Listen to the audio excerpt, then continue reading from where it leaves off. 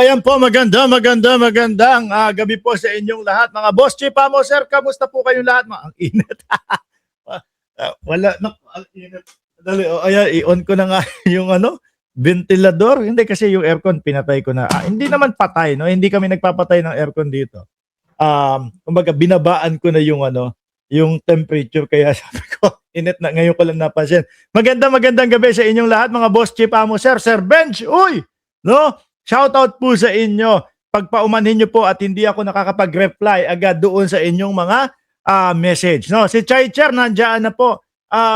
Alam nyo po si Chaicher, mga kababayan. Single pa ho iyan eh. Oo, single pa ho iyan. Nako, ay, baka kayo na bahala. No? Tignan nyo lang yung profile picture niyan.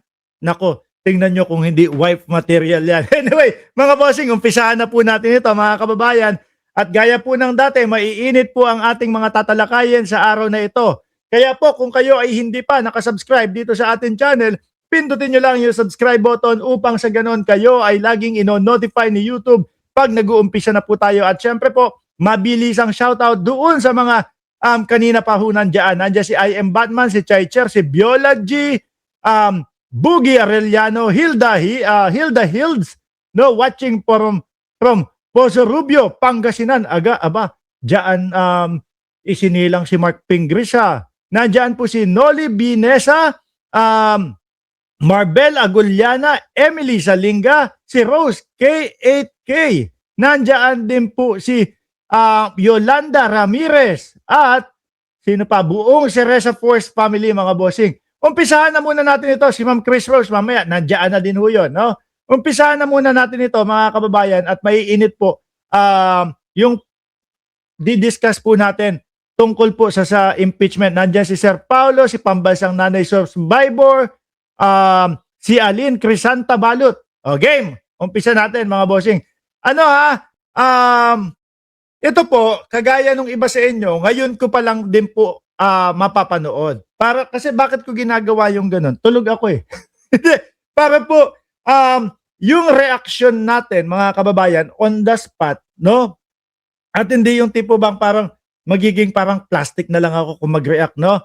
Kaya ito pong lahat ng ito, mga boss chief mo, sir, ngayon ko pa lang din po mapapanood at maaari na maghalo-halo po o pwedeng mauna yung bandang dulo ng impeachment, no? Tapos mahuli naman yung bandang umpisa ng impeachment. Game po, mga kababayan. Umpisa na.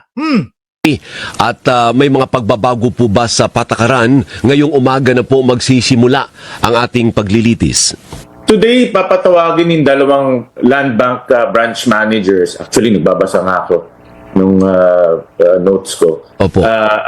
Sila yung magte-testify today. No? So, isang branch manager ng Land Bank DepEd at isang branch manager ng Land Bank Shaw Boulevard. Maganda ito, mga kababayan. Kasi magkakaalaman, magkakalabasan po lahat, no?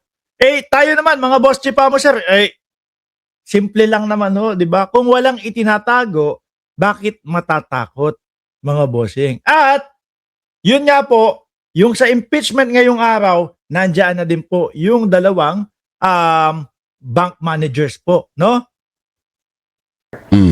Yung office kasi ni Vice President Sara ay malapit sa Shaw Boulevard. So itong dalawang branch managers ang magte-testify today. Opo, so kasya na po yung oras. Yung inalat po natin for today ay alas 10 ng umaga hanggang alas 4 ba? Alas 3. Alas 3. Ayan. Okay, so Isa din po sa dahilan kung bakit hindi kami nakapag-live kaninang umaga, mga boss chief mo, sir, ay kadahilanan na napakaaga po nung impeachment nila at hindi na po namin pwedeng sabayan. Ayaw naman namin maagaw yung atensyon ng mga manonood, tapos saka kami papasok ng iba ang aming topic. Kaya sabi ko, sige, sa gabi na natin yan i-discuss at sa gabi na natin yan i-topic. Sabi ni Real Frank, lantad na ang baho ng BP na yan. Sadyang ayaw lang tanggapin ng mga 80-80 daw na DDS. Ayoko namang sabihin na bobo, masasaktan yung mga yan. Alam na natin yon. Kaya 80-80 na lang ho. No, okay na yung 80-80 at tawag natin. Kayo naman masakit kayo magsalita eh. Pero totoo yung sinasabi ninyo. mahihina, makukunat ang ulo.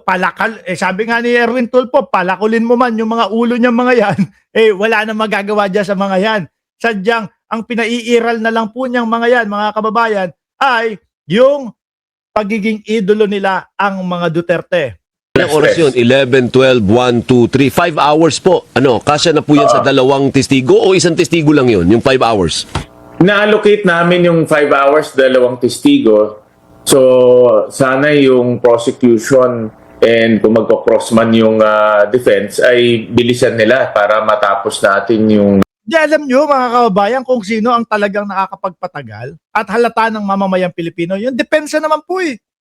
Walang mga walang mga kwenta yung kanilang mga ino-object, kung ano-ano na lang po yung kanilang mga ino-object, mga bossing. Yung tipo ho bang, pati po, objection, Your Honor. Bakit? Ang bagal ng pagkakasabi niya. Objection, Your Honor. Ang daming putol nung sinasabi niya, hindi mo alam kung tapos na. Yung mga walang pakwenta-kwenta ho, bigla, object na naman. Yung sinarbasa. Bakit? Walang ekspresyon yung kanyang sinasabi. Anak ng putik naman yan. Hindi mo alam tuloy kung talagang takot lang sila talaga na tumuloy-tuloy yung mga inilalatag ng prosecution or wala silang maidepensa ho, mga kababayan. 2 testigo today. At of course, yung mga senator judges natin, meron din yung mga clarificatory questions. So, Wag nating lahatin na yung mga senator judges is puro clarificatory question sa hindi. Kasi yung iba doon, question na pang depensa na po, mga kababayan, para sa vice-presidente. At alam ko naman, marami sa inyo, alam kung sino yung mga iyon. Di ba? Alan Peter Cayetano, Pia Cayetano, Robin Padilla. Yaan. Di ba? Halata na. Pero, ano po ba? Talo po ba ang mamamayang Pilipino dito? Hindi. Kasi nakikita nila na itong mga senador na ito ay hindi para sa bayan natin, kundi po para idepensa lang yung iisang pamilya na ang apelyido ay Duterte, mga bossing. Di ba? Sa umpisa pa lang po, sila Amy Marcos. Ayan, kasama pa yan, si Amy Marcos, si Robin Padilla. Umpisa pa lang po ng paghahain ng impeachment, mariringgan mo na sila. Ang sinasabi po nila, mga kababayan, is daw po, ibabasura yung impeachment. Sa tingin nyo po ba, tayong mamamayang Pilipino, Lolo Yul ng Miami, pabor po ba yun para sa bayan ng Pilipinas? Para sa Pilipino po ba yun? Para sa bansang Pilipinas po ba iyon? No, ito naman pong paglilitis na ito, mga kababayan, ay magiging patas naman po. Labas ang ebidensya, depensahan naman ninyo. Pero hindi mo pa naririnig kung ano yung mga ebidensya, hindi pa nadidepensahan ng kabilang panig, sasabihin nyo na ibabasura yung impeachment. Paano naman? Yung milyon-milyong Pilipino na nawalan ng pera, no? Yan pong mga tax na yan, mga kababayan, hindi naman po optional iyan.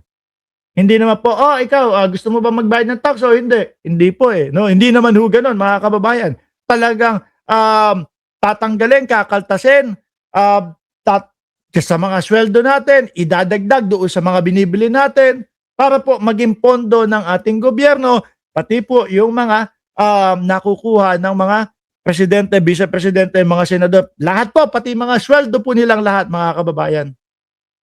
Di po ba? Tapos maririnig mo doon sa senador na si Robin Padilla, Amy Marcos, na ibabasura yung impeachment. Yung impeachment po, ang pinatutungkulan, yung pera ng bayan. Confidential funds, mga bossing. Lugi. Di ba? Yung tipo bang parang gusto nilang itago sa atin kung saan napunta talaga at saan ginastos yung pera ng mamamayang Pilipino. Kaya takot na takot silang maimbestigahan at matuloy yung impeachment. Mano ba namang, sige, mamamayang Pilipino, no? Total, pera natin lahat ito. Litisin natin ang vice-presidente. No? Kung saan pumunta yung ebidensya at kung madepensahan ng maayos ng depensa, yun yung aming magiging hatol. Kaso hindi ho ganun ang nangyayari dito sa mga DDS senator eh.